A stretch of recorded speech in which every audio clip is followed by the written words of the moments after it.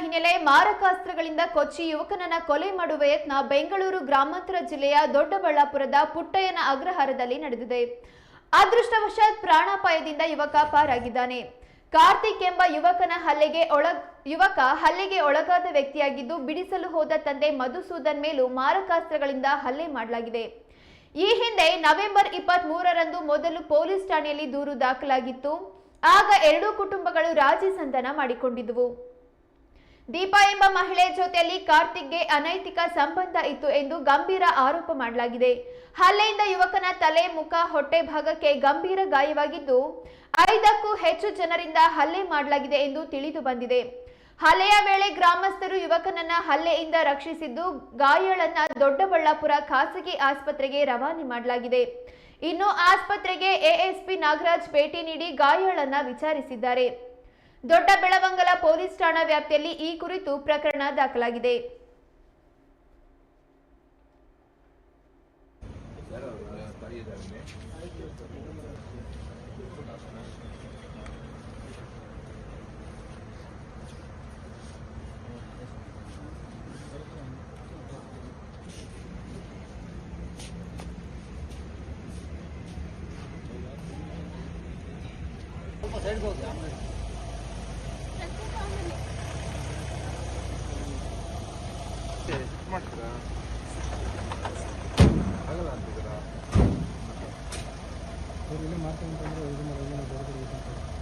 ಆಯ್ತು, ಅವ್ರ ರಿಸ್ಕ್ ಮೇಲೆ ಮಾಡಲಿ, ಅವರು ಒಳ್ಳೆ ಕಡೆ ಟ್ರೀಟ್ಮೆಂಟ್.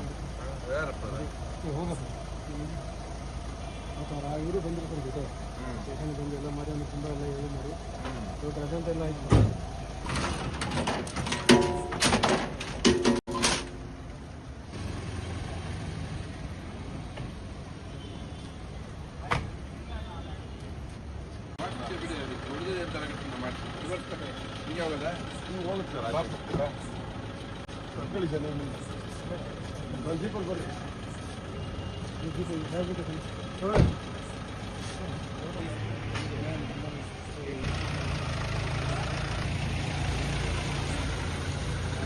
ಯಾವುದು ಕಾರ್ತಿಕ್ ಕುಮಾರ್ ಅನ್ನೋ ಹುಡುಗ, ಒಂದು 25 ವರ್ಷ.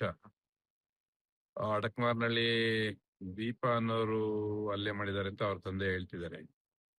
ಅದು ಕಳೆದ ಬಾರಿ ನವೆಂಬರ್ 23ನೇ ತಾರೀಕು ಕಾರ್ತಿಕ್ ಮಿಸ್ ಆಗಿದ್ದಾನೆ ಅಂತ ಅವ್ರ ತಂದೆ ದೂರು ಕೊಟ್ಟಿದ್ದಾರೆ ಅಂತಿದ್ರು. ಅವರು ನಮ್ಮವರು ವೆರಿಫೈ ಮಾಡಿದ್ಮೇಲೆ ಅವರು ಈ ಅಡಕಮಾರ್ನಲ್ಲಿ ದೀಪಾ ಅವ್ರ ಜೊತೆ ಏನೋ ಒಂದು ರಿಲೇಶನ್ಶಿಪ್ ಅಲ್ಲಿ ಇದ್ದಾರೆ, ಹಂಗಾಗಿ ಗೊತ್ತಾಗಿದೀವಿ. ಅಲ್ಲಿಂದ ಅವ್ರು ಬಂದಿದ್ದಾರೆ, ವಾಪಸ್ ಮೈಸೂರಿಗೆ ಹೋಗಿ ಬಂದಿದ್ದಾರೆ.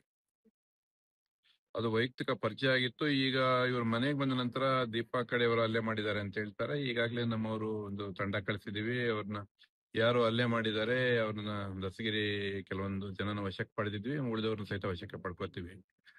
ಸ್ವಲ್ಪ ಗಂಭೀರವಾಗಿ ಗಾಯ ಆಗಿದೆ. ಮತ್ತು ಇವ್ರನ್ನ ತಡಿಯಕ್ ಬಂದಂತ ಅವ್ರ ಅಪ್ಪ ರಾಮಚಂದ್ರ ಅವ್ರ ಸಹಿತನೂ ಹಲ್ಲೆ ಮಾಡಿದ್ದಾರೆ.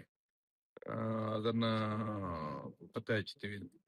ಸರ್, ಹಣಕಾಸು ವಿಚಾರವಾಗಿ ಏನೋ ಇವರು ಮೊದಲ ಬಾರಿ ಗಲಾಟೆ ಆಗಿದ್ದಾಗ ರಾಜಸ್ಥಾನ ವೇಳೆ 30 ಲಕ್ಷ ಏನೋ ಹಣ ಕೊಡ್ತೀವಿ ಅಂತ ಏನೋ ಮಾತುಕತೆ ಆಗುತ್ತೆ. ಆ ವಿಚಾರಕ್ಕೆ ಏನಾದ್ರು ಅಲ್ಲೇ ಆಗಿದೆ? ಅದು ನೋಡ್ಬೇಕು. ಹಣಕಾಸು ವಿಚಾರ ಇದೆ, ವೈಯಕ್ತಿಕ ಈರ್ಷ್ಯೆಗಳಿದಾವೆ, ಸಂಬಂಧಗಳಿದಾವೆ.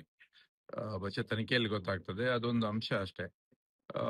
ಇವರು ಪ್ರಮುಖವಾಗಿ ದೀಪಾ ಅವ್ರ ಕಡೆ ಆರೋಪ ಮಾಡ್ತಿದ್ದಾರೆ. ಅವ್ರ ಕ್ರಮ ತಗೋತೀವಿ. ಎಷ್ಟು ಜನ ಬಂದ ಮಾಡಿದ್ರು ಸರ್? ಅವ್ರ ತಂದೆ 5 ಜನ ಅಂತ ಹೇಳ್ತಿದ್ದಾರೆ. ಒಂದು ಸ್ಯಾಂಟ್ರೋ ಅಥವಾ i20 ಕಾರ್ ಅಂತೇಳಿ ನಮ್ಗೆ ಈಗಾಗಲೇ ತನಿಖೆಯಲ್ಲಿದೆ. ಎಲ್ಲ ಡೀಟೇಲ್ಸ್